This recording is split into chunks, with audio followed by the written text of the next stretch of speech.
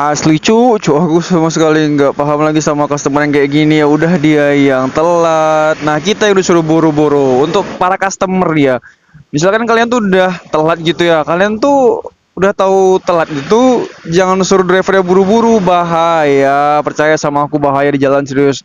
Kalau kita ngebut-ngebut itu resikonya tinggi, bisa kecelakaan. Aduh, misalnya ini ya, berangkat jam 3 sore ya. Nah, jam 2 tuh kalian udah bisa tuh mesen orderan Maxim kayak Grab, Gojek gitu. Jangan pas 15 menit lagi mau masuk kerja di situ baru pesan orderan. Ya ampun, tadi aku tuh gimana ya?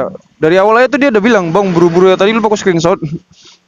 Dia bilang, "Bang, bisa buru-buru kan?" Karena aku orderan pertama jadi nggak mungkin gue bilang nggak bisa. Aku bilang aja bisa. Ya ampun, harus harus balap gitu. Tapi aku nggak nurutin ya. Aku cuma iyain aja tapi nggak aku balap-balap. Karena apa?